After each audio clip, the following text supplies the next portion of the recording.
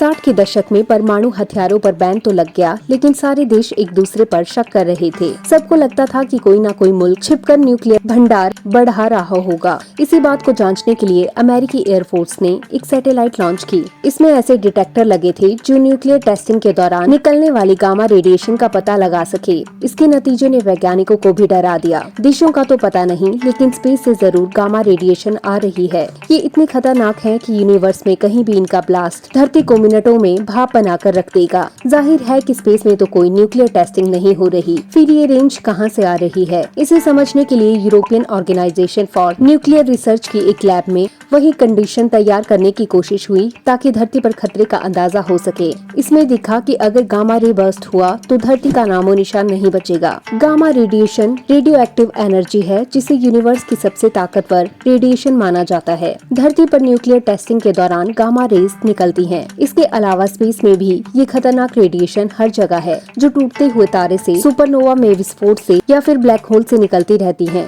ये big bang के बाद सबसे ताकतवर इलेक्ट्रोमैग्नेटिक घटना है। इसकी पावर का अंदाजा इसी बात से लगा सकते हैं कि सूरज करीब 10 अरब सालों में जितनी एनर्जी निकालता है, उतनी ऊर्जा गामा रेडिएशन सिर्फ 1 सेकंड में निकाल सकती है। वैसे तो स्पेस में लगातार गामा रेज निकलती रहती है, लेकिन इनके विस्फोट की सबसे करीबी घटना 12 अरब प्रकाश वर्ष दूर हुई है। नासा की स्विफ्ट सैटेलाइट ने इसे रिकॉर्ड करने में कामयाबी पाई।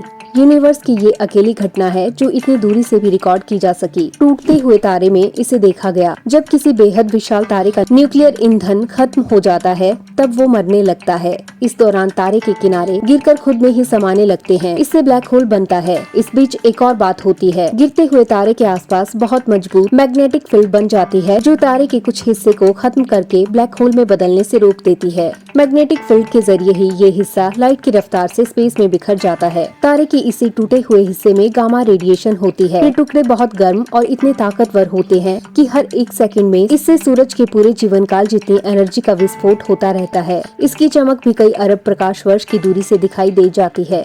क्या होगा अगर ये रेडिएशन हमारी धरती से टकराए? ये सवाल एक्सपर्ट्स को भी परेशान करता रहा है। तो वैज्ञानिक मानते हैं कि इसका जरा सा भी पास आना धरती को तबाह कर देगा। वैज्ञानिकों ने दावा किया कि अगर गामा रेज की विस्फोट की घटना धरती से 200 प्रकाश वर्ष की दूरी पर होती है और तारे का गर्म हिस्सा हमारे प्लेनेट से टकराता है, तो मिनट भर में ही या उससे भी कम समय में धरती पानी की बूंद की तरह भाप बन जाएगी। अगर ये घटना मिल्की वे में होगी तो धरती तो बाकी रहेगी, लेकिन उसमें मौजूद एक एक जीवन खत्म हो जाएगा। मिल्की वे हमसे 26,000 प्रकाश वर्ष की दूरी पर है। प्रकाश वर्ष वो दूरी है जिसे हम स्पेस में चीजों का डिस्टेंस बताने के लिए इस्तेमाल करते हैं। एक प्रकाश वर्ष में 9 ट्रिलियन किलोमीटर होते हैं, यानी उतनी दूरी जितनी हमें शून्य भी नहीं आते। इतनी दूरी से भी गामा रेडिएशन हमें भाप बना सकती है।